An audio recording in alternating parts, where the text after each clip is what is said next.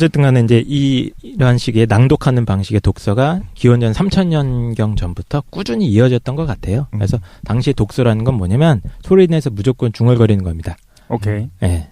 아까 악보의 비유를 잘 해주셨는데 인간이 입으로 그 문자들을 발음하는 것이 독서였던 거죠. 그러다가 보니까 책을 그냥 읽는 수단이잖아요. 이거를 쭉 읽으면 되는 거다 보니까 굳이 띄어쓰기를 하거나 마침표를 찍거나 대문자, 소문자를 구분할 필요가 없었습니다. 과거에는. 읽는 거니까. 그냥 입으로 발음하면 되는 거예요. 무슨 말인지 이해가 되시겠어요? 고대 문서에 서양 문헌에도 없어요? 예, 띄어쓰기야? 없습니다. 그러니까 고대 라틴어 문헌이나 아주 옛날 거 보면은 아주 히라버 문헌 같은 거 보면은 네. 이게 이제 구두점이라고 문장 부호가 나타나는 건 나중이에요. 좀 기원 후 3, 4세기 넘어가야지 슬슬 등장하기 시작하고 그 전에는 그냥 쭉 이어져 있기 때문에 이거 이제 끊어 있는 게 고역이죠. 그렇군요. 그쵸. 어디서 끊느냐에 따라서 약간 달라지고 의미가 엄청나게 달라지기 때문에 그래서 이제 고대의 문자들은 이런 뭐 띄어쓰기나 문장 부호 없이 계속 연속적으로 나열되어 있었다고 합니다. 그러니까 한문도 보면은 한문 쓴 것도 보면 뭐 맞아요. 문장 부호가 없잖아요. 띄어쓰기도 없고. 네. 그래서 그러니까. 방점 예전에 얘기한 적 있었는데 구두점 찍는 직업이 따로 있어요. 어디서 끊어 읽을지. 아 주석 달듯이. 네네, 굉장히 전문직이에요. 김도현이 율곡이 2편에서 율곡이가 4살 땐가 선생님이 맞아요, 잘못한 거에 대해 맞아요. 지적했다. 구두점을 잘못 찍어서 선생님이 4살 때. 네네. 끊어 읽기를 자기가 수정한 부분 얘기했었죠. 거기서 했구나. 생각해보면 일본어는 지금도 띄어쓰기가 없어? 없죠. 그리고 우리 그 후민정 같은 경우에도 없었잖아요. 없었잖아요. 아, 그래요. 그러니까 이게 다 나중에 조금씩 발전이 되는 겁니다. 예, 사람들이 시각적으로 문자를 읽는데 익숙해져야 그런 게 필요했던 거예요. 그리고 굉장히 빠른 속도로 속독하는 일이 많지 않고 천천히 읽으면서 음미하면서 또 한자 문화권에서 한자라고 하는 거는 글자 하나하나의 의미가 있잖아요. 그러니까 그거를 해석하면서 읽었을 거라는 거지. 우리처럼 막 빠른 속도로 뭐 이렇게 쫙 읽는 것이 아니라. 그러니까 어차피 천천히 음미할 테니까 또 있었을 것 같고 왠지 느낌에는 띄어쓰기라면 종이가 낭비되잖아요. 그것도 있겠죠. 있을 수도 있지 않을까. 너무 고가의 어떤 뭐 양피지 이런 거라면 그랬을 수도 있을 것 같고. 양피지가 당시에 엄청나게 길었는데 왜냐면 이게 끊기면 읽는데 좀 방해가 되잖아요. 엄청 길게 해가지고 끊김없이 쭉 읽는 게 좋은 거예요. 그때 당시에는. 예. 그래서 당시에 이제 문사를 필사하는 사람들도 자동으로 문자를 읽으면서 했다고 합니다. 소리 내서. 예.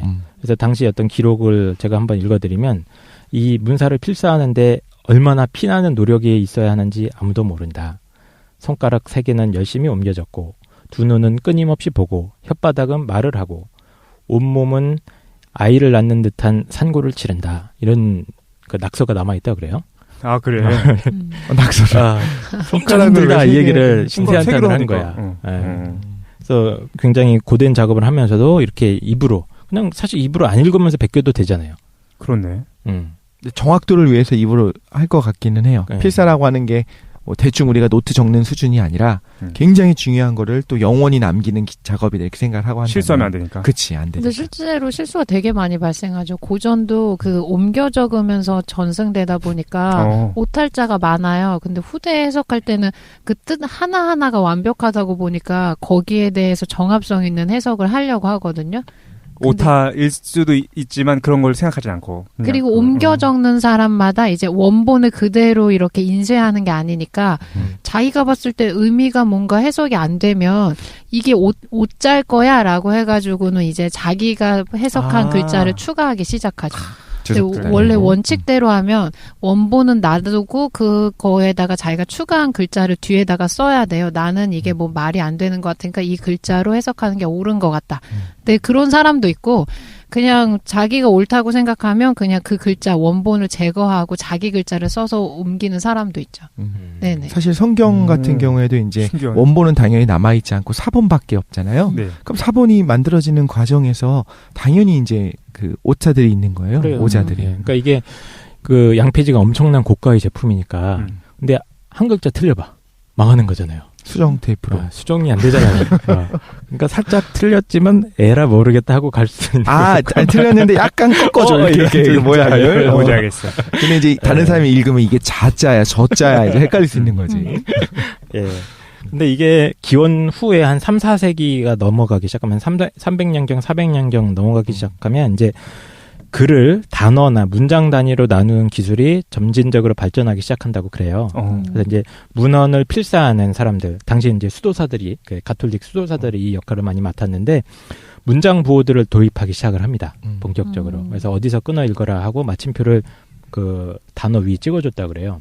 그래서 7세기에서 9세기경까지 넘어가기 시작하면 뭐 요즘 쓰던 세미콜론 있죠. 영어에서 세미콜론 쓰거나 아니면 뭐 대시기호라던가 띄어쓰기라던가 뭐 이런 것들이 본격적으로 다 도입이 된다고 그럽니다. 그렇군요. 네. 그럼 이런 게 도입된다는 건 무엇을 뜻하는 걸까요? 묵독이 가능해지기 시작했다? 그렇죠. 묵독을 하는 사람들이 그만큼 늘어나기 시작했다는 걸 의미하는 거죠. 그래서 점차 이제 아우구스티누스의 문헌에 있는 성 암브로시우스뿐만이 아니라 많은 사람들이 소리를 안 내고 읽는 방식의 독서가 야 이거 해봤더니 괜찮더라, 좋더라 이런 이제 입소문이 퍼지기 시작하는 거예요. 예. 그래서 뭐 많은 그 6세기나 7세기경 보면 이런 증언들이 있어요.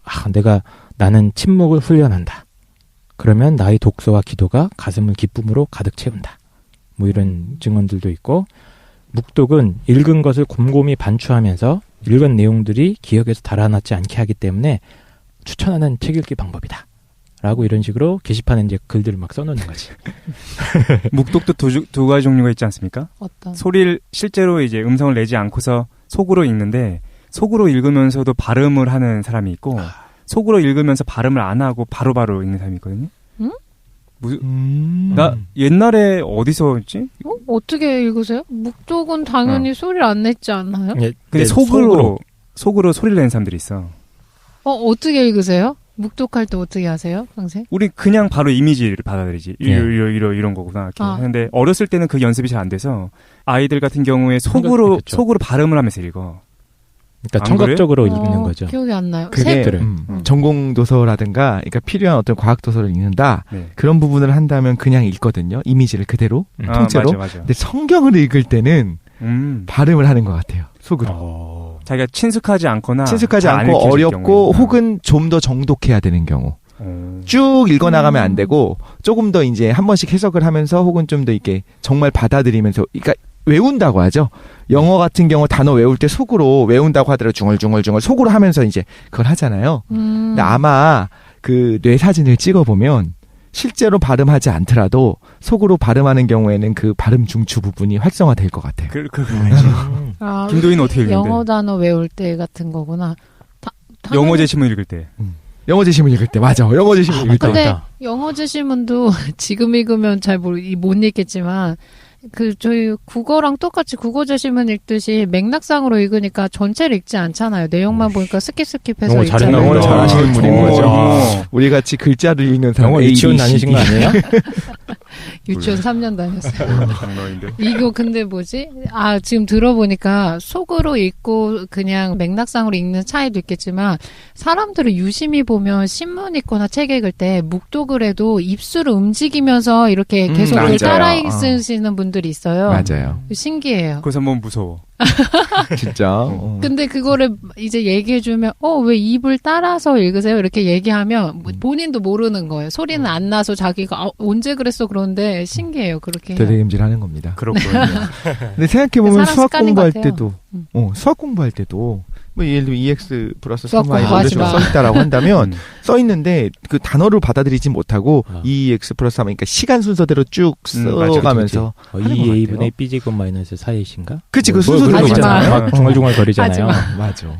수학 싫어. 신기하다 이거. 그러네. 네, 근데 어쨌든 간에 유럽에서도 9세기쯤 오면은 이제 이 묵독의 방식이 보편화되기 시작해요. 그래서 일부 수도원에서는 필사하는 그 필사실에서 그 필사자들한테 앞으로는 입을 다물어라 말하지 하는 마라. 규칙이 제정되기까지 합니다. 수도원은 그럴 수 있어요. 그러니까 엄청나게 바뀐 거죠. 과거에는 쭝얼쭝얼거리는 게 당연한 거였다면 이제는 소리내지 말아라 하는 규칙이 제정될 정도까지 문화가 바뀐 거죠. 그 독서를 얘기하는데 굉장히 비슷하게 가는 게 뭐냐면 기도의 방식이랑도 비슷하거든요. 네. 과거에는 이제 말로 바깥으로 중얼중얼 하면서 이제 기도를 했었다면 완전히 침묵으로 이제 속으로 기도를 하는 것들이 이제 유행이라고 하면 그렇지만 어떤 이제 그런 방식들이 있고 어떤 경우에는 정말로 생각을 비우는 방식의 어떤 기도들도 있고 하나님의 음성을 듣는다 이렇게 해갖고 나 갑자기 궁금한 게 생겼는데 기도를 놀랍게 오래 한 사람들 있잖아요. 네. 무슨 말을 해? 그 사람한테 물어봐야지. 우주 평화에서부터 세계 평화, 뭐 인류 평화 이런 거 다 얘기하는 건가? 글쎄 똑같은 얘기를 계속 할 수도 있겠죠. 반복할 수도 있겠죠. 레파토리가 좀 있지 않나요? 그래? 주어만 바꿔가면서 오래 한다는 뜻이 뭐예요? 밖으로 소리 내서 한다는 또 거예요? 보면은 아니면? 기도를 오래 한 사람들 있잖아. 기도 시간은 오래 갖는다? 여기서 말하는 기도라는 거는 뭐 어떤 동양적인 의미에서 뭐 내면 세계로 그런 것이 아니라 실제로 그냥 기도를 오래 한 사람들이 있어. 그러니까 어디서 봤냐면 대화하는 거 목사님. 아니에요? 아니 목사님이나 뭐 예를 들어서 식사하실 때 자 한 명씩 돌아가면서 기도하고 막 그러잖아요. 네. 그 식사를 한 명씩 돌아가면서요? 아니요? 완전 욕먹고 서구 영화에서 본 것 같아. 한 명만. 네, 기도 한 명만. 얘기를 오래 한다는 거예요? 그런데 이제 강생님 말씀하신 거. 대중적으로 얘기할 때는 어느 정도 끝날 텐데 혼자서 묵상으로 계속 오래 기도한 사람들이 있단 말이야. 그거 당연히 묵상을 예를 들어 이분이 10시간 기도한다. 폄하한 얘기가 아니고 명상이 됐던 기도가 됐던 집중이 됐던 10시간 동안 한다 그러면 10시간 온전히 한 번도 집중이 흐트러지지 않고 하지 않겠죠. 그냥 그 시간 동안 자기가 그냥 갖고 있는 거지. 기도할 때도 있고 이제 다른 거 생각하실 때도 있고 다시 또 뭐 기도하실 때도 있고 이렇게 되겠죠. 그럼 이런 거랑 비슷한 건가? 하나님한테 전화한 다음에 하나님이 여보세요? 했는데 아무 말도 안 하고 있어. 이런 거랑 비슷한 건가?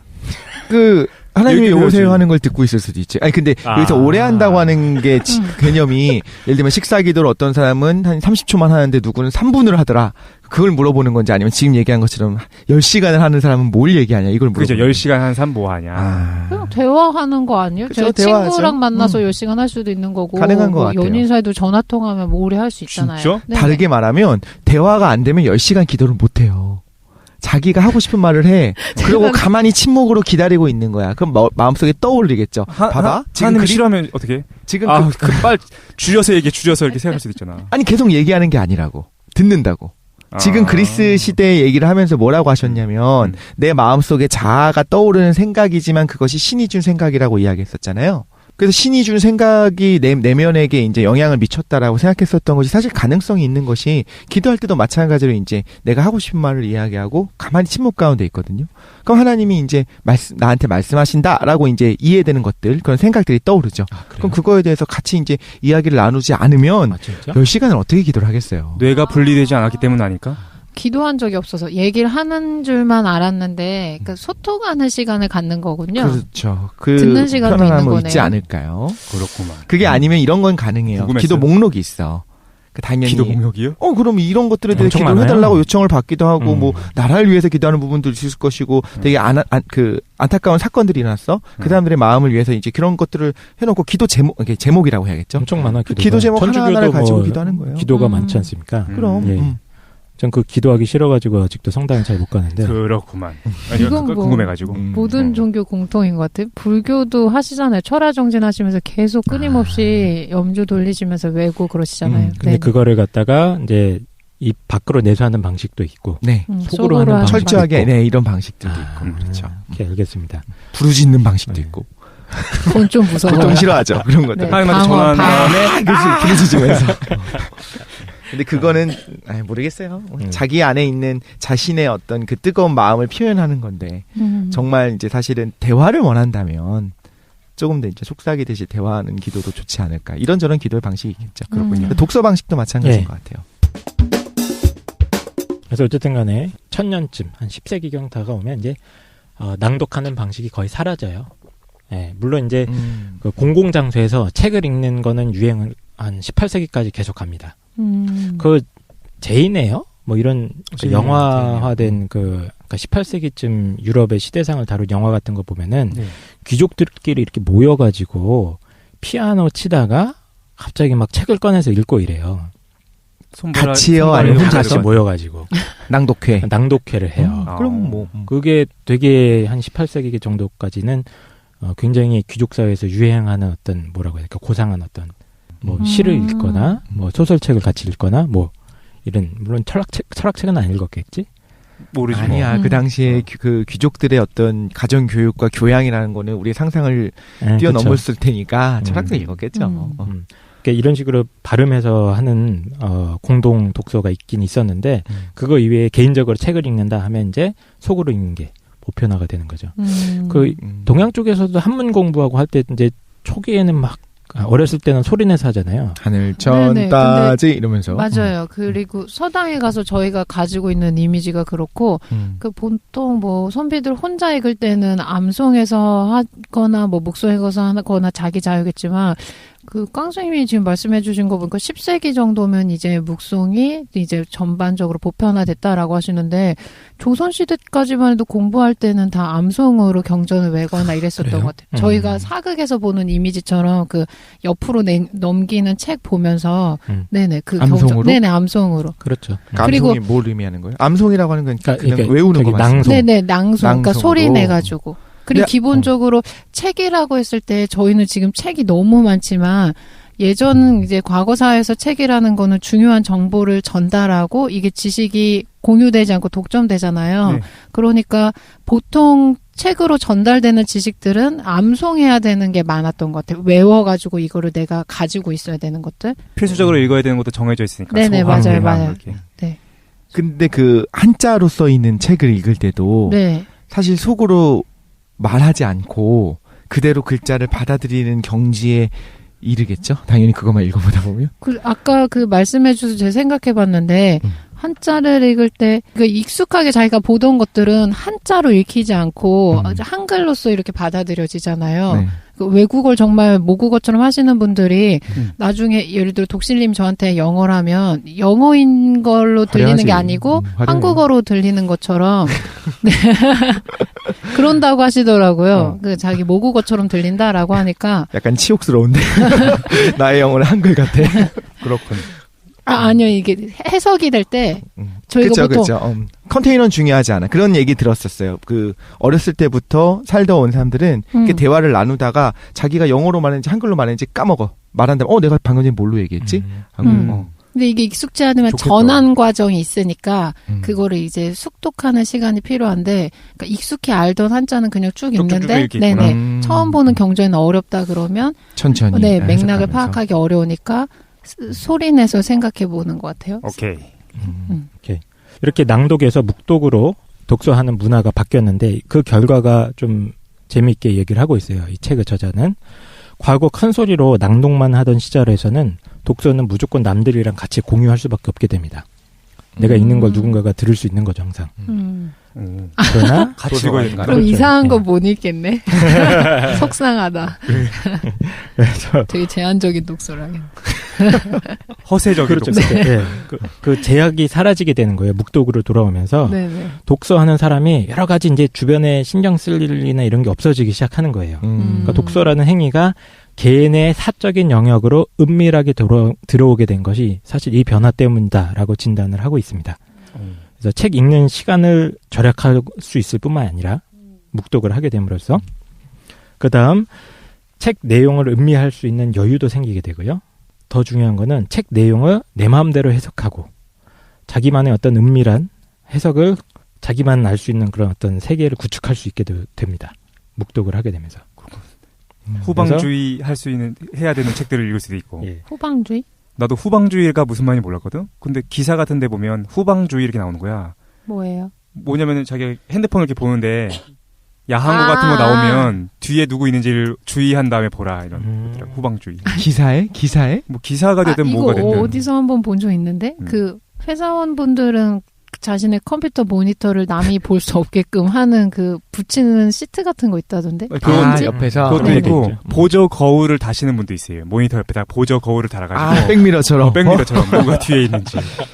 속상하다. 그렇죠. 속상해. 묵독을 하게 되면서 검열이나 주변의 비난 같은 거에 신경을 덜 쓰게 된 거예요. 그렇고. 한마디로 얘기하면. 예. 그러니까 성경 같은 것도 소리내서 함께 읽는 게 아니라 혼자서 은밀히 연구하게 되면 어떻게 될까요? 자기 마음대로 막 그렇죠. 해석할 수 있게 되겠죠. 예. 그래서 실제로 1517년 성경을 혼자서 열심히 연구하던 어떤 독일의 수도사가 기존 카톨릭의 부패한 관행을 반박하는 95개조 반박문을 발표를 하죠. 그 사람 좀 유명한 것 같은데? 예. 어디서 좀 유명하신 좀 유명한 거. 예, 이게 말콤 X인가? 누구지? 유명한 마르틴 루터라고 해서 이런 어떤 종교 개혁의 시작도 사실 이런 묵동 문화에서 출발한 것이 아닌가라고 이 저자가 진단을 하고 있는 겁니다. 사실 카톨릭에서는 아예 그 사제, 그러니까 교육받은 사람이 아니면 성경을 못 읽게 했어요. 마음대로 읽고 마음대로 해석하다 보면 이상한 식의 어떤 이단적인 해석들이 가능하지 않겠냐. 그래서 그 모든 권리들을 이제 독점을 했거든요. 근데 사실은 이제 종교 개혁이라고 하는 거에 되게 주요한 것 중에 하나가 만민재산장주의가 되는 거고, 누구나 해석, 하나님 말씀은 누구나 읽을 수 있는 거고, 그치. 누구나 해석을 해야 되는 거 아니냐. 이런 식으로 이제 오기 시작하는 거죠. 교회에서 독점적으로 하고 있는 그 해석이 틀렸을 수 있다. 네. 이걸 이야기하기 시작합니다. 네. 어쨌든 이제 제가 지금까지 이제 묵독이 어떻게 탄생해 갔는가 말씀을 드렸는데, 이 책에서 내용이 굉장히 방대한 내용인데 두 번째 중요한 내용을 좀 재밌는 내용을 하나 설명을 드리려고 그래요. 지금 이제 텍스트 해석 문제를 독실님께서 잠깐 얘기를 하셨는데, 저희가 책 읽을 때 예를 들어서 좀 전공 서적을 본다거나 좀 어려운 책을 읽을 때 보통 어떻게 읽으십니까? 책을 딱 펴고 중요한 내용이 나오면 막 적어 정리해. 방법도 있으시겠네요. 어떻게 하세요? 깡쌤은 어떻게 하세요? 저는 이제 밑줄을 친다거나 책을 좀 더럽게 보는 편이에요, 저는. 깡쌤 왠지 이거 뭐지 바로바로 컴퓨터나 기계로 작업하실 것 같아요. 워낙 잘 다루셔서. 그걸 자동화 시켜주는 머신이 있었으면 좋겠는데 귀찮아서 일단 책 처음 읽을 때는 이제 밑줄 당연한 거 아닙니까? 전공 서적 뭐야? 왜요? 독실이는 아니에요? 깨끗이 봐. 하얗게 칠렸어. 그래? 아니 근데 밑줄을 긴다고? 이과 서적을 깨끗이 볼 수 없지 않아요? 전공 서적은 예를 들어서 공부해야 되는 거. 절대. 일반화. 누르지도 않아요. 책을 펴갖고 누르잖아요. 누르지 않아 저는. 그럼 뭐 예를 들어 필기나 그 계산하거나 이런 건 다 머릿속으로 하세요? 아니죠. 그러니까 지금 얘기 듣고 저 생각했어요. 책을 우상숭배예요. 약간 이단적이야. 이런 분들이 있어요. 그 전공 서적이라는 게 그냥 보통 대중서랑 다르잖아요. 그 두께도 두껍고 되게 비싸니까 특히 동양 철학 쪽 하거나 서양 철학 쪽은 거의 뭐 경전이다 이래가지고 뭐 플라톤 국가다 그러면 그 한 책이 지금 한 4만 원 정도 할 것 같은데, 그렇거나 동양 철학도 뭐 논어맹자다 그러면 그게 성경 같은 책이거든요. 그러니까 이걸 훼손하지 않으시려고 하고 접지도 않고 거기다 필기도 안 하세요. 그래 그거야. 저 완전 막 진짜 더럽게 책숭배. 그러니까. 지금 질문하셨을 때 딱 든 생각이 뭐냐면, 이제 전공이 저는 혼자 다르잖아요. 네. 그러니까 예를 들면 전자기학 책을 읽을 때 어떻게 하느냐. 맞아. 당연히 이제 밑줄을 안 그어요. 펴고 진짜? 일단 항상 책을 읽을 땐 대부분의 이제 공대생들이 같이 공감할 건데 노트를 같이 갖고 와요. 그래서 여기 써 있는 수식들을 이제 증명하거나 이제 다시 이제 옆에 적으면서 가야 되거든. 눈으로 수식을 본다는 건 말이야. 중요한 내용을 이렇게 체크하고 그래야 되잖아요. 그러지도 않아요? 네, 그럴 수는 없습니다. 머리. 한 번 그런 적이 있었어요. 예전에 성경을 이제 좀 공부할 때, 네. 그 옆에 주석이라든가 혹은 이제 중요한 부분들의 이제 제 생각들 있잖아요. 네. 그 성경의 그 사이드 부분에다가 빼곡하게 적은 적이 있었어요. 그렇게 만들었던 성경이 있었어. 그 메모를 하는 케이스도 있죠. 네. 책 옆에다가. 저도 그 옆에 있는 빈칸에다가 정리를 해. 유일한 게 한 번 그랬었는데 그게 가능했던 이유는 뭐냐면 이 책은 원래 그러려고 산 책이야라고 생각하니까 이게 가능한 거예요. 근데 그러고 나니까 좋긴 하더라고요. 이건 완전한 내 거가 된 거야 이제. 저는 옆에 해석이 달렸으니까. 궁금한 게 책을 훼손하지 않거나 아주 깨끗하게 보려는 심리는 어떤 거예요? 그냥 책이 훼손되는 게 싫은 거예요? 아니면 이거를 사상. 이걸 계속 하죠, 패티시. 보관하고 싶은 욕망 때문에 그러세요? 보관인 것 같아요. 보관 욕망. 그 책 자체에 좀 그 욕심내는 사람들이 있어. 그러니까 책에 대한 소장이나 소장. 아니 책 그 자체를 굉장히 좋아하는 사람들이 있더라고. 정 안 되면 이제 2권을 사는 거야. 하나는 소장용. 장난 아니야. 하나는 이제 막 쓰면서. 근데 이게 그 어떤 물씬 숭배 때문에 그런 게 아니라 지금 독실이가 책 읽는 방법이 있지 않습니까? 네네. 이 방법이 사실은 토마스 아퀴나스께서 책을 읽는 방법과 정확하게 일치합니다. 깨끗하게 훼손하지 예, 그렇죠. 않고 깨끗하지 않게. 비슷했을 것 같아. 소독하는 거 아니에요? 되게 별것도 아닌 책도 소주로 그렇게 이렇게 칙칙 뿌려서. 버릇이 그냥 그런 거예요. 잡지를 읽을 때도 그렇고 뭐 정석책조차도 저는 전혀 하지 않았었거든요. 근데 이런 방식으로 책을 읽는 게 기원전 한 14세기 이전까지는 대세였습니다. 비싸니까 그때는. 그런 것도 있겠지만 책에다가 밑줄을 긋거나 옆에다가 메모를 한다는 거는 말도 안 되는 행위였던 거예요. 왜 어쩔 수 있어. 그래요? 그래서 역사적으로 출토된 책들이나 이런 걸 보면 그런 흔적이 없는 거예요. 그러니까 우리가 보통 책 보고 공부한다고 하면 밑줄 긋고 막 난리를 치는 사람도 있잖아요. 근데 그런 흔적이 나타나는 건 근대 이후에 넘어와서 나타나는 거지 중세까지만 해도 그런 식으로 책 읽는 사람은 없었다고 보시면 됩니다. 그렇군. 예. 그래서 당시에는 책을 갖고 공부한다는 거는 그냥 책 내용을 통째로 암기하는 거예요. 통째로 머릿속에 집어넣는 거예요.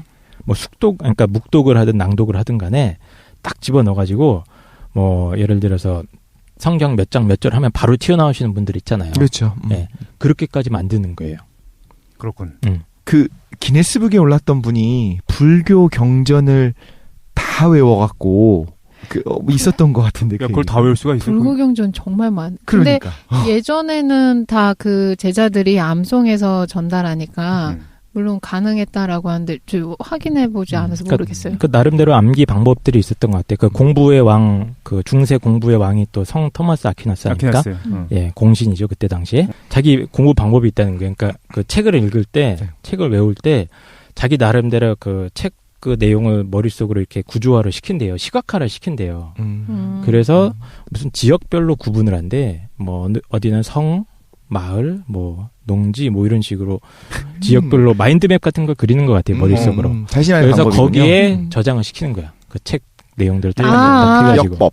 자기 머리를 카테고리화 시켜서 그렇죠. 하는군요. 네. 되게 특이한데? 폴더 만드는 거야. 성 폴더, 마을 폴더 해가지고. 그럼 폴더들을 딱딱딱 만들어서 그렇게 기억을 한다라고 증언을 하더라고요. 너무 신기한데? 예. 컴퓨터처럼 그러면 어떤 지식을 자기가 이제 활용하고 싶다 그러면 그 폴더를 기억해서 그렇죠. 그 위치에서 꺼내는 거예요? 그러니까 성 토마스 아퀴나스가 왜 공신이냐? 지가 컴퓨터였거든. 그렇구나.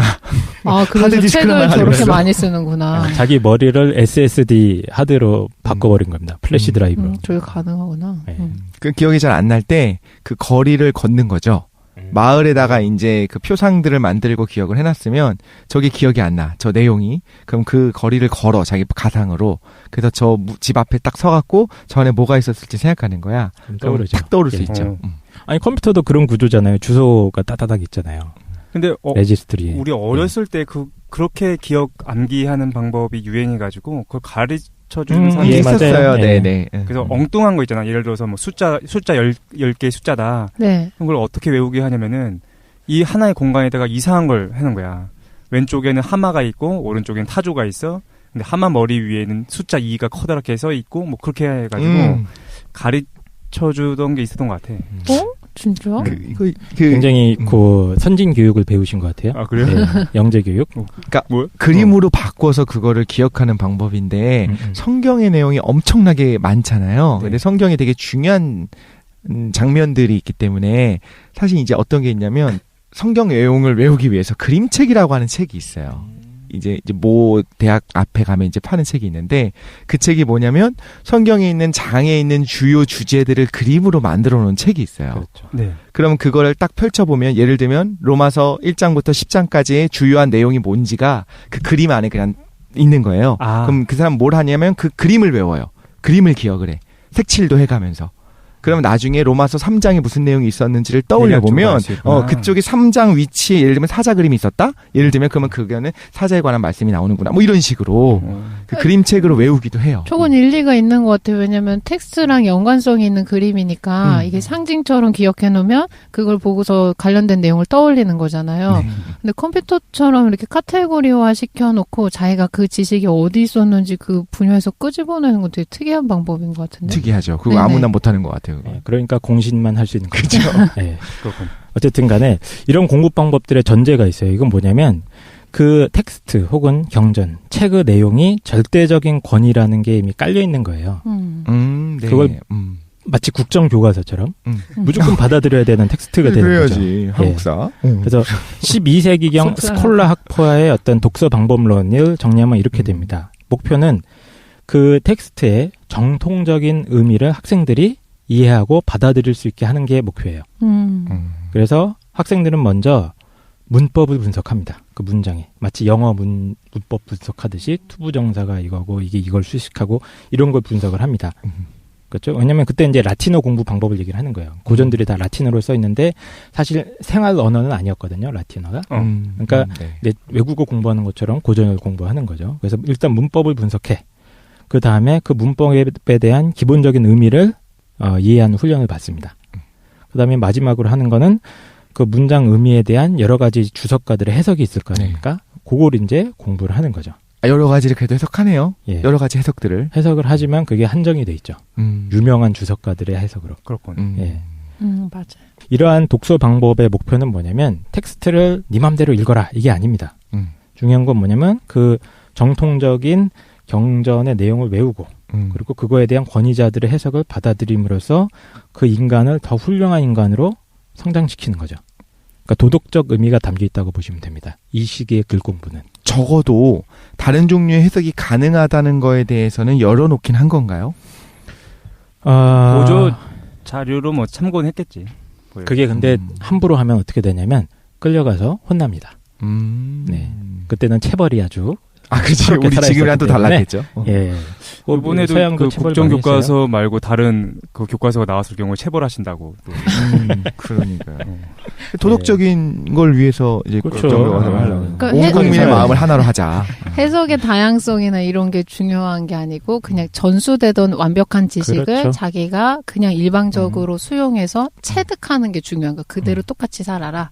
사실 동양 쪽은 그렇지 않나요? 뭐 예를 들면 논어에 네네. 있는 내용 하나하나를 우리가 비판하면서 읽지 않고 그건 그대로 진리로 받아들여야 되는 거 아니에요? 경전 네네. 연구 역사가 좀 있죠. 거기도. 네, 맞아요. 네. 그러니까 그 자체 경전이 흠결이 없다고 생각하고 완벽한 말씀이니까 그 개인적인 해석은 중요한 게 아니에요. 그리고 유명한 해석자들의 거를 이제 보긴 하지만 왜냐하면 너무 함축적으로 쓰여져 있으니까 어떻게 해석하라라는 게 역사적으로 있잖아요. 네. 근데 그거는 당대 아주 두각을 나타낸 철학적으로 뛰어난 우수성이 있는 사람들만 할 수 있는 권위가 주어지는 거고 일반 사람들은 그 생각을 참고해서 해석해야 되는 거지 자기의 생각을 거기다 덧붙일 수는 없는 그래요. 거예요. 막 근데 입장권도 없는 거예요. 다른 사람들. 막 불교에 뭐 양자 물리학이 담겨 있다 이런 식으로 해석하면 안 되는 거예요. 담겨 있습니다. 당연한 거 아니에요. 네, 그때 당시에는. 근데 이제 이게 서양에서는 한 14세기경, 즉 이제 르네상스라고 하는 소위 그때 시대가 들어가기 시작하면서 균열이 난다고 보고 있어요. 그 이런 해석이 예. 그런 방식의 책 읽기가. 예.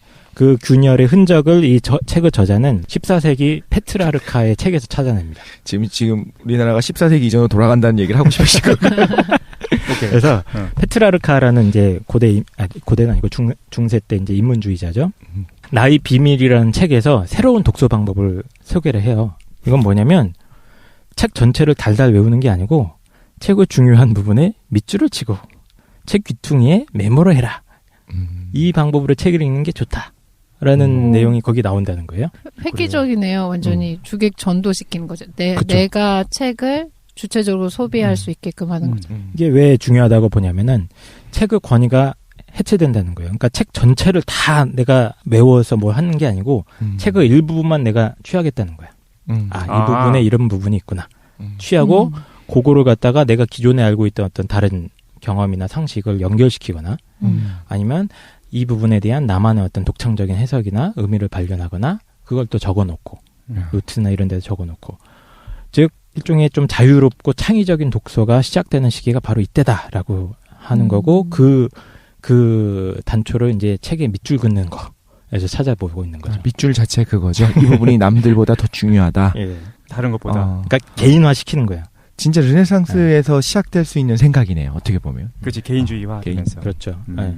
그래서 이러한 독서 방법이 사실 15세기 넘어가기 시작하면 소위 말하는 인문주의자들이라고 해서 이 사람들이 책 읽고 공부하는 사람들인데 성경만 읽는 게 아니라 이제 그리스 로마의 고전들을 막 읽기 시작하거든요. 네. 그러니까 뭐 플라톤, 아리스토텔레스부터 뭐 베르길리우스니 뭐 호라티우스니 키케로 이런 거 막 읽기 시작해요. 이 사람들이. 근데 이 사람들이 한 게 대표적인 게 뭐냐면 기존의 스콜라 학파의 어떤 경직된 책 읽는 방법을 버리는 겁니다.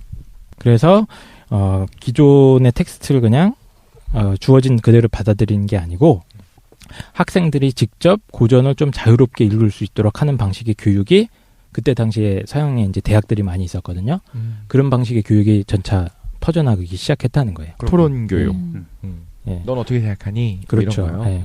그래서 뭐 예를 하나 더 들어드리면 15세기에 이제 하이델베르크 대학의 교장 크라토 호프만이라는 사람이 있는데 이 사람은 교회 문헌뿐만 아니라 그리스 로마 고전을 더 좋아했대요. 그리고 낡은 해설이나 주석을 혐오하고 지루한 문법으로 학생들을 고문하기보다는 학생들이 직접 고전을 자유롭게 읽을 수 있도록 장려했다라고 그래요. 그렇군. 그래서 물론 텍스트를 지멋대로 읽으라 이건 아니었다고 그래요. 그래도 최소한의 어떤 문법적인 독해력이나 이런 거를 철저하게 트레이닝을 시킨 다음에 텍스트의 마지막 한 점의 의미까지 짜내면서 정확하고 능숙하게 책을 읽을 수 있도록 그런 목표를 세우고 애들을 갈궜다고 합니다. 열린 교육을 시작했네요. 근데 이게 요즘 인문대 대학원에서 공부한 게 이거 아닙니까? 그렇지. 네. 그러니까 적절한 병행이 필요한 것 같아. 그러니까 철학과나 문학, 뭐 사학과 대학원에 가면은 뭐 하냐 궁금해하시는 분들이 가끔 있잖아요. 궁금해요. 뭐 하냐면 이제 이런 고전 문헌들을 잡고 씨름을 하고 있습니다. 하루 종일. 네. 그래서 밑줄 치고 해석해서 노트 만들고 그 밑에 메모도 해놓고 그거랑 연결된 다른 저자의 책들이나 논문 뒤져보고 이 짓을 계속하다가 세미나나 대학원 수업 시간에 들어가서 서로 그거 갖고 토론 좀 하고 나와서 술 먹고 쓰러지고. 그렇죠. 예. 깜짝 놀라는 거는 같은 책을 읽었는데 다 다르게. 근데 그게 어느 정도 그런 게 아니라 너무 다르게 해석하는 거예요, 서로. 예. 타협이 안 되죠, 그리고. 타협이 안 돼요? 그 다음에 이제 토론회라든가 내가 해석했던 게 이런 거야라고 이제 토론을 시작할 거 아니에요? 근데 이거는 너무 달라요. 해석이라고 볼 수 없는 게 특히 뭐 철학 같은 경우에서 자기가 다르게 읽는 거는 각각 산 삶이 달라서 그렇거든요. 그러니까 저 사람이 맞고 내가 틀렸어라고 인정하면 그냥 이론적인 해석에서 끝나는 게 아니고 저 사람의 삶은 타당하고 내 삶은 틀렸어라는 거에 대한 증명이 되기 때문에 절대 타협하지 않는 것 같아요. 그럼 만약에 서로 우리가 살아온 삶이 다르니까 우린 이렇게 해석한 거야라고 거기에는 타협할 수 있어요? 그 정도로는?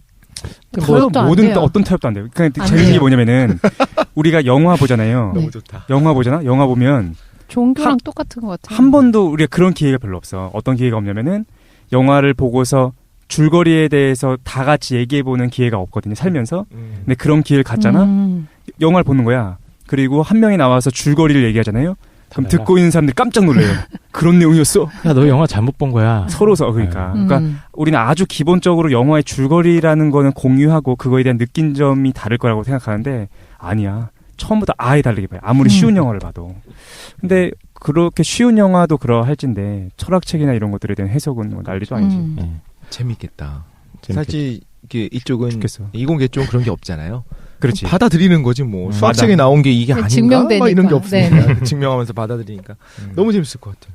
그런 게. 죽겠어요. 페인데. 네. 진짜. 네. 어쨌든 15세기가 넘어가면서 소위 말해서 저자의 권위에서 벗어난 자유로운 독서가 본격적으로 시작되고 있다라고 평가를 합니다. 과거에는 이제 권위자들, 저자라든가 번역자라든가 주석자들이 공식적인 텍스트 해석 방법론을 딱 만들어 놓으면 그냥 일반 독자들은 거기 안에서만 놀았어야 되는 거거든요. 근데 이제 르네상스 이후에 가면은 책을 해석하는 권리가 개인한테 넘어왔다는 거죠. 그래서 독자 스스로 텍스트의 의미를 해석하고 재구성하는 권위를 갖게 되었기 때문에 오늘날 인문학 대학원 수업 시간에 들어가면 개판이 된다.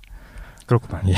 근데 그게 좋은 거 아니에요? 네, 좋은 어떤? 거죠. 그쵸? 아 정도 것이어야지. 이건 난리도 이렇게 아니고. 서로 이렇게 싸우고 토론하고 이런 좀 것들이. 과장된 측면이 있다고 보고 뭐 네. 대학원생들끼리 합의하는 부분도 있고 그렇죠. 뭐. 정말? 아니야. 합의한 건 저 단 한 번도 한 본 번도 적 못 봤어요. 없는데. 많이 진짜 봤는데. 나 한번 수업 들어가 보고 싶어. 어떻게 하냐. 네. 학교마다 내 풍토가 달라요. 제가 사실 잠깐 대학원을 2군데 다녔거든. 아니 모든 학교는 제가 봤을 때 비슷한 것 같아요. 아니야. 풍토가 너무 다르다니까. 철학과의 풍토 S대랑 비슷해. K대랑. 뭐? 맞지, 그냥 그냥 술 먹고 친해지면 돼. 근데 뭐. 풍토가 달라. 근데 같은 철학과였는데, 그러니까 하나씩 다녔어. 그런데 어떤 데는 교수님의 권위가 너무 강렬해서 교조적이죠. 교조적이야. 그래서 교수님이 말하면 학생들이 한마디도 안 하는 거예요. 안 하는 거예요? 못 하는 거예요? 못해. 교수님이 맞을 거라고 전제하기 때문인지, 그리고 학생들이 말하는 거에 대해서 교수님이 평가해줘. 틀렸고 맞았고를. 근데 그게 아니라 전날 공부 안 하고 가서 그래요. 그래? 근데 다른 데서는 너무 다른 거야. 열려져 있어서 그냥 그래, 네. 자기 얘기를 막 계속해. 그냥. 그러니까 교수님 스타일마다도 다르고 그건 그런 거 네, 같아요. 좀 근데 그렇죠. 그러면 학교 풍토도 있는 그 거. 열려서 자기 이야기를 하는 풍토의 그 학생이 그 다른 학교로 간다면 그 교수님이 뭐가 나지다. 이렇게 했는데 저는 그렇게 생각하지 않고 교수님 저는 이런 거 같은데요 라고 얘기하면 어떤 일이 벌어지나요? 욕 먹어요. 내가 그래서 실제로. 내가 경험한 거거든. 그러니까 교수셨군요. 아니? 역시 피해 의식이 있었군요. 교수님이 옮기면 아니요. 아니 학생이? 수업 시간에 들어가서 욕 먹었다 이거지. 그래서 그러지. 근데 분위기가 싸해지죠. 그 풍토가 좀 다른 것 같기도 하고. 근데 어떤 게 더 좋다고 얘기하기는 힘든 것 같아요. 각각 강점이 있더라고. 너무 과도한 해석은 사람을 또 피로하게 하거든. 맞아요. 누가 좀 진리를 좀 정해주고 얘기해주면 편하기도 한 거야. 어느 정도는. 그렇지. 근데 또 반대로 너무 협소한 해석이고 해석 자체를 막으면 또 문제가 그러니까 생기는 텍스트 해석에 대한 큰 두 가지 줄기가 있는 것 같아요. 그러니까 원 저자의 의도나 메시지를 좀 더 정확하게 이해하자. 좀 정통적으로 이제 받아들이자 하는 방식으로 책을 읽는 방법이 있는 것 같고, 뭐 그것도 중요하지만 좀 더 자유롭게 책을 읽고 새로운 메시지를 독자 스스로 창조하는 게 더 중요한 게 아니냐라는 그치. 입장에서 책을 읽는 사람들도 있고 그런데 조율인 것 같아요. 이건 적절한 수준. 예, 좀 다른 측면이 있는 것 같아요. 예. 어쨌든 뭐 그 책을 해석하는 방식도 이런 식으로 이제 역사적으로 변천해 왔다는 얘기를 하고 싶고요. 또 한 가지 마지막으로 재밌네. 제가 준비한 부분은 이제 책이라는 게 항상 탄압받아 왔습니다. 분석행위로 말씀하시는 건가요? 그래서 왜냐하면 통치자의 입장에서 봅시다. 통치자의 입장에서 가장 다루기 쉬운 대상은 누굴까요? 학생. 학생? 배우면 안 되지. 아니구나. 예. 아무것도 모르는 순진무구한 뇌가 청순한 분들이 제일 다루기 편하지 않겠습니까? 대중은 문맹일 때 가장 다스리기가 쉬워요. 그렇죠. 예. 아는 게 없고. 그렇기 때문에 못하고. 책이라는 건 항상 독재 정권 혹은 독재자들한테 가장 치명적인 독처럼 여겨졌습니다. 그래서 역사적으로 살펴보면 절대 권력은 항상 독서를 공식적으로 제한해야 할 필요를 느꼈다. 이거 왜 준비했는지 나도 알겠어요. 본론. 왜 이 에피소드를 한다고 했는지 궁금했는데. 아니에요. 그죠. 저는 어떤 정치적인 의도나 이런 게 있는 게 아니고 역사적인 걸 살펴보다 보니까 이런 어떤 경향성이 있더라. 아니 하면서 팩트를. 뭔가 이거 되게 언중요골 같다라고 생각했는데 네네. 그래서 역사적으로 본론이군요. 모든 권력자들은 책을 검열해왔고 독서하는 사람들을 탄압하고 통제하려고 해왔습니다. 그래서 뭐 아까 얘기 나왔지만 기원전 213년에 중국의 그 통일을 이뤄낸 진시황은 이 왕국에 있는 모든 책을 다 불태워버려라 해서 독서를 끝내버리려고 했죠. 네. 근데 이게 진시황만 그랬던 거 아니고 로마에 있었던 칼리굴라 황제도 호메로스나 베르길리우스의 책들을 모두 다 불태워라 이런 명령을 했다고 그래요. 물론 실행에 옮겨지진 않았습니다. 그다음에 기원 후 303년 로마의 디오클레티아누스 황제는 모든 기독교 관련 책들을 불질러버려라 이렇게 명령을 했다고 그래요. 이건 제 얘기가 절대 아니고요. 이 책의 저자 얘기입니다. 이렇게 책을 불태우는 사람들은 그렇게 함으로써 역사를 지우고 과거를 파기할 수 있다는 환상을 품는다. 대표적인 사례가 최근 근대에도 있었습니다. 1933년 5월 10일 베를린에서는 깜짝 놀랐다. 베를린 광장에서 10만여 명의 군중들이 모여 있었다고 그래요. 그리고 그 모인 앞에서 어떤 행사가 열렸냐면 2만 권 정도의 책이 불태워졌습니다. 그건 예. 즐거운 사라 이런 건가? 그래서 이때 이 책을 불태우는 행사에서 연설을 한 사람 누군지 아십니까? 그 유명한 나치의 선전부장 조셉 괴벨스였습니다. 아, 괴벨스. 예, 그래서 괴벨스가 이런 연설을 했다고 그래요. 오늘 밤 여러분들이 과거로부터 내려온 이 외설스러운 것들을 불길로 집어던지는 것은 너무도 당연합니다. 이것이야말로 전 세계를 향해 낡은 정신은 죽었다 하고 선포하는 막강하고 상징적인 행위가 될 것입니다. 이 잿더미 속에서 새로운 정신의 불사조가 일어날 것입니다. 이렇게 연설을 했다고 그래요. 그렇군. 그래서 연설 잘한다 참. 네? 괴벨스 참 잘해. 이거 뭐 말을 잘해야지 또 통치를 하는 거 아닙니까? 예. 어쨌든 독재 권력은 항상 책을 탄압하려고 했고 책 읽는 사람들이 함부로 지멋대로 책을 읽지 못하도록 검열하고 압박해왔다. 사실 그렇죠. 어디든 금서로 지정되고 이런 걸 읽으면 안 된다 했던 것이 우리 안에도 있어 왔고 뭐 현재는 뭐 그런 일이 없을 거라 생각하지만 그래서 이제 좀 마무리를 해보려고 그래요. 벌써 시간이 많이 됐는데 그렇네. 예. 지금까지 좀 정리를 한번 해보면은 책이 어떤 공공의 가치를 읽어가는 그런 공공의 영역에서부터 점점 사적인 영역으로 점점 더 은밀한 영역으로 그리고 좀 더 자유로운 해석 방식으로 변화해온 그런 역사를 한번 살펴본 것 같아요. 그래서 각자 다 책 읽기에 대해서 독서란 무슨 의미다라고 한번 생각하는 게 있을 것 같아요. 근데 저 같은 경우는 이렇게 생각을 해요. 그러니까 독서라는 거는 다른 사람이 바라본 세계나 다른 사람이 바라본 어떤 깨달은 의미 같은 게 있을 거란 말이에요. 살면서. 그렇죠. 예. 그런 걸 서로 나누는 행위라고 일단 생각을 하고 그걸 단순히 전달받는 게 아니라 내가 그걸 바탕으로 새로운 어떤 의미나 새로운 세계관을 만들어가는 행위라고 좀 생각을 하거든요. 제가 카프카의 마지막 구절을 사실 인용을 하려고 좀 가져왔는데 네네. 뭐 독서하는 방법은 다들 다를 거예요. 어떤 사람은 정말 그냥 지식을 외우고 아니면 어떤 권위적인 뭔가를 배우려고 하는 사람도 있고 시험 점수를 올리기 위해서 책을 읽는 사람들도 있고 뭐 여러 가지가 있을 수 있겠습니다만 저는 오늘 마지막으로 이제 책 읽기의 의미에 대해서 독일의 작가 카프카가 해온 얘기를 좀 가져왔습니다. 그래서 이 사람에 따르면 독서라 할 때 이런 자세로 해야 된다고 친구한테 편지를 쓴 게 있어요. 읽어드리겠습니다. 나는 우리를 마구 물어뜯고 쿡쿡 찔러대는 책만을 읽어야 한다고 생각해. 만약 읽고 있는 책이 머리통을 내리치는 주먹처럼 우리를 흔들어 깨우지 않는다면 왜 책 읽는 수고를 하느냐 말이야. 자네가 말한 것처럼 책이 우리를 즐겁게 하기 때문일까? 천만에 우리에게 책이 전혀 없다고 해도 아마 그만큼은 행복할 수 있을지 몰라. 우리가 필요로 하는 것들은 아득히 먼 숲속에 버림받았다는 기분 마냥 더없이 고통스러운 불운으로 와닿는 책들이라고. 책은 우리 내부에 있는 얼어붙은 바다를 깰 수 있는 도끼여야 해. 나는 그렇게 믿고 있어. 어쨌든 이상입니다. 그렇구만. 네. 재밌네. 최 사장님이 항상 하시는 말씀이랑 좀 비슷한 것 같아요. 불편한 책을 읽어라. 너무 많이 얘기해주고. 어쨌든 근데 이거 재밌었네.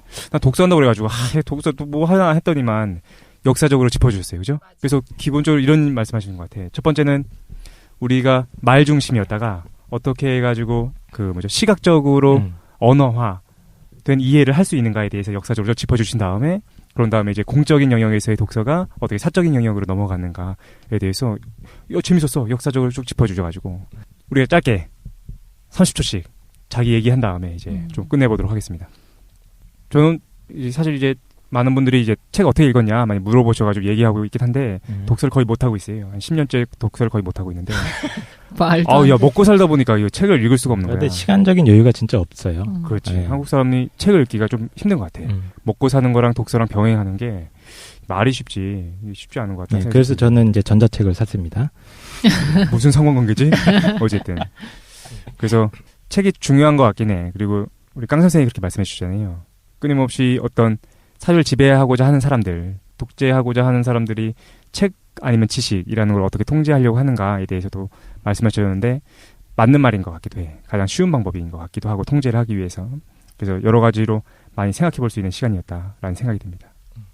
너무나 다양한 해석들이 나오면 역사적으로 봤을 때 성경 해석도 너무나 다양한 해석들이 나오면 이제 이단이 나타나고 현혹되는 사람들이 있고 문제가 생길 수가 있거든요. 네. 그래서 이제 그걸 통제하려고 했었죠. 과거에는. 그렇지. 그런데 이제 보통 역사의 발전이라고 하는 것 혹은 사람들의 어떤 의식이 발전하고 또 자유가 이제 발전하면서 이런 것들을 통제하지 않고 자유롭게 풀어주게 되는데요. 전 그런 것 같아요. 이제 만약에 어떤 정부가 어떤 정권이 어떤 목적을 가지고 통제를 하려고 할 수 있기 때문에 위험하다라고 하는 주장이 있고 어떤 반대쪽으로는 너무나 자유를 주고 풀어줬더니 문제가 생기더라. 너무 말도 안 되는 것들이 생기더라. 이제 둘 다 일리가 있는 부분들은 있어요. 뭐 한쪽이 완전 헛소리는 아니라는 거지. 그렇죠. 근데 항상 그 구조적인 거 봤을 때 얘가 왜곡할 거야. 얘가 독재를 정당화시킬 거야. 라는 가정하에서도 우리가 이야기할 수 있겠지만 더 나아가서 되게 보편적으로 이야기를 하자면 언제나 더 자유로운 해석을 가능하게 하는 것이 발전이었던 것 같아요. 언제나. 그래서 때로는 무리 있는 해석이 있었던 데가 있겠죠. 뭐 요즘 최근에 보니까 뭐 쓱 지나가면서 보니까 뭐 한국사 교과서에 대해서 약간 문제가 있는 것 같은데 이런 거죠. 굉장히 무리 있는 해석들이 있었던 교과서들이 있었어요. 실제로 보면. 극단적인 해석들을 했었던 교과서도 있었겠죠. 물론 검정을 통과한 교과서였겠지만 어떤 보편적인 시민의 눈으로 봤을 때는 저건 좀 문제가 있는 게 아닌가? 뉴라이트의 시각이 들어가 있는 경우도 있고 어떤 시각에서 볼 때는 저거 종북주의적인 시각이 아니야? 싶은 시각도 들어갔을 수 있단 말이죠. 근데 이러한 교과서들이 혹은 이러한 해석들이 전부 다 이 사회에서 통용되고 그다음에 스스로가 토론을 해서 그거를 확인할 수 있게 하는 그 자유의 그 자유도라고 하겠죠. 자유도가 높아지는 쪽으로 진행되는 것이 거의 언제나 옳은 방향이 아닌가 싶거든요. 표현의 자유를 우리가 허해야 되는 것처럼. 그렇죠. 그래서 이제 우리가 어떤 목적을 얘기하자는 것이 아니고 어느 정당이 맞다를 지지하는 것도 아니고 그냥 굉장히 객관적으로 봤을 때 심지어 우리나라가 아닌 다른 어떤 나라에서 이런 일들이 있대더라 우리는 어떻게 그거에 대해서 평가해야 될까를 이야기했을 때는 잘 여러 가지 논쟁거리가 있겠지만 자유를 허하는 쪽으로 가는 것이 옳은 경우가 많더라. 그렇다면 그거를 통제하려고 하는 거 혹은 하나로 한 가지 해석만이 옳다라고 하는 것은 굉장히 위험해질 수 있더라. 그런 생각을 하게 됩니다. 그렇군. 네, 그냥 굉장히 짧게 말할 수 있는 거를 돌려서 말하느라 수고하셨습니다. 아니, 그거 네, 그렇군요. 오, 재밌었어요, 오늘. 그리고 이게 원래 저희가 예정된 목차가 있었는데 깡쌤이 이제 독서를 하신 거잖아요. 새롭게 바꿔가지고. 근데 독서 하시나 보다 했는데 마지막에 되게 세련되게 시적인 문제랑 연관시켜서 되게 비판적 함의를 담아주셨던 것 같은데 저희 통제할 때 지금 뭐 신자유주의 시대다 이래가지고 생산수단에 대한 문제가 되게 뭐 항상 이슈화 되잖아요. 근데 언론을 통제하는 것까지는 있었는데 어떤 특정 학생들이 배우는 교과목으로 내려가게 되면 연령대도 훨씬 더 낮아지고 미치는 영향력도 굉장히 커지잖아요. 그런 거를 봤을 때 어떤 되게 세련된 방법이라고 생각해요. 그러니까 생산수단의 지식도 포함된다고 보면 어떤 지식을 가지고 국민들의 어떤 특정한 사상에 대한 뭐라고 할까 통제가 될 수 있는 역할이 클 것 같아요. 그리고 작년에 그 홍콩 우산혁명으로 유명해진 그 소년 있잖아요. 조슈아 웡 해가지고 이 소년이 학교 다닐 때부터 16, 17살 때 처음으로 이슈화가 된 게 이제 중국 정부에서 교과서 이제 통제하는 거에 대해 가지고 자기뿐만 아니라 자기 밑에 있는 어린 학생들이 이렇게 사상적인 통제 받기 싫다라고 해가지고 유명해졌는데 그랬던 거였어? 이 학생이 이제 유명해지고 그 다음에 홍콩의 우산혁명도 이제 교수들이랑 주도해서 유명해지게 됐는데 그걸 보면서 중국 정부니까 저게 가능하다라고 생각했었거든요. 네네. 네. 저희도 언론 통제 당하고 있지만 저렇게 교과목까지 통제하기는 어렵다라고 해가지고 별개의 상황이라고 생각했는데 그게 다시 생기는 걸 보면서 되게 신기해요. 아니 많은 나라에서 통제된 교과서를 쓴다고 새누리당 그 의원님이 말씀하셨잖아요. 북한, 중국, 필리핀 뭐 이렇게 있다. 그러니까요. 그게 이제 한국에서는 불가능할 거라고 생각하고 있었는데 다시 회귀되는 걸 보면서 너무 좋고 보편적이니까. 너무 좋고 보편적인 해석들이니까 라고 이제 생각을 하는 것 같아요. 근데 이제 저는 이게 정치적인 걸 싹 빼고 생각을 항상 하거든요. 그랬을 때도 그러니까 카톨릭을 생각하고 싶어요. 그게 되게 취지가 좋아요. 이단으로 가는 걸 막고 올바른 올바른 방법으로 정말 권위를 가지고 해석할 수 있는 것들. 그런데 역사적으로 보면 언제나 부작용이 생겨왔어요. 그리고 역사적으로 볼 때 자유로운 해석들을 가능하게 했을 때 말이 많고 시끄러워지겠죠. 그런데 그런 사람들의 어떤 토론들을 통해서 항상 더 발전해 갔거든요.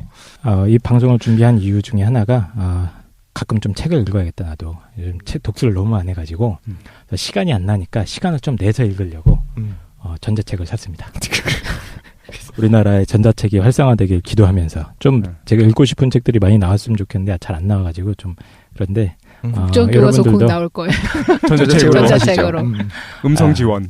여러분들도 열심히 독서할 수 있는 시간들을 내서 가끔 책 한 권씩 읽어주시면은 마음의 평화를 얻을 수 있지 않을까 싶습니다. 오늘 간단하게 그래서 독서에 대해서 같이 알아봤는데 다음 시간에 할 게 준비가 잘 안 돼 있는데 저희가 더 다채롭고 재밌는 내용으로 다시 찾아오는 걸로 하겠습니다.